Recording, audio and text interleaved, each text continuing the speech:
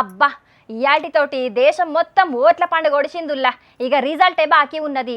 ఇంకా 3 వద్దులాగితే గది కూడా వస్తుంది. కానీ ఎవరు గెలుస్తారు, ఎవరు ఓడిపోతారు, ఎవరికెన్ని సీట్లు వస్తాయని ఎగ్జిట్ పోల్స్ వచ్చినాయి. మరి గవెట్లున్నాయో, ఎవరెవలకు ఎన్ని సీట్లు ఇచ్చిర్రో ఈ ముచ్చట చూసి పురా గడుచుకొని వద్దాం పండ్రి.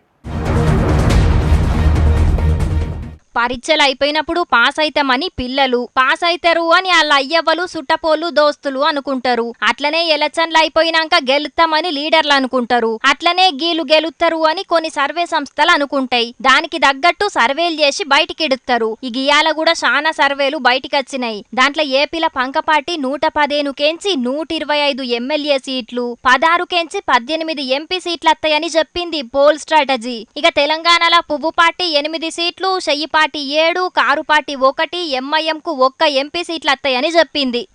జన్మత్ పోల్సోలు చేసిన సర్వేల పంకపార్టీకి 120 సీట్లు, సైకిల్ పార్టీ కూటమికి 48 దాంకత్తయని వచ్చింది. కేకే సర్వే వాళ్ళ దాంట్లోనేమో సైకిల్ పార్టీ 133 సీట్లు, గిలాసా పార్టీ 21 సీట్లు, పువ్వు పార్టీ 7 సీట్లు, పంకపార్టీ 14 అంటే 14 సీట్లే గెలుత్తదని చెప్పింది. పీపుల్ పల్స్ సర్వేలో కూడా కూటమికే ఎక్కువ సీట్లు వస్తాయని చెప్పింది. సైకిల్ పార్టీకి 95 నుంచి 110 దాకా సీట్లత్తే పంక పార్టీకి 60 సీట్ల దాకా వస్తాయట. గిలాసా పార్టీకి 20 దాకా సీట్లు వస్తాయని చెప్పింది పీపుల్ పల్స్ సర్వే. ఇక ఆరా సర్వేలనైతే పంక పార్టీకి 94 నుంచి 104 సీట్లు, కూటమికి 81 సీట్లు వస్తాయని చెప్పిండ్రు. అట్లనే పిఠాపురంలో పవన్ సారు భారీ మెజారిటీ తోటి గెలుస్తాడట. మంగళగిరిలో లోకేష్ అన్న గెలుస్తాడట. ఇక దేశంలోనైతే ఎన్డీఏ కూటమికి 360కి మీదనే సీట్లు వస్తాయట. ఇండియా కూటమికి 130 దాకా వస్తాయని జీ న్యూస్ సర్వే చెప్పింది. జనం టీవీ చేసిన సర్వేలో కూడా ఎన్డీఏ కూటమికే ఎక్కువ సీట్లు వస్తాయట. 368 పువ్వు కూటమికి, 133 సీట్లు చెయ్యి పార్టీ కూటమికి వస్తాయట. ఇక చాలా సర్వేలు కూడా దేశంలో పువ్వు పార్టీ కూటమే వత్తదని చెప్పినాయి.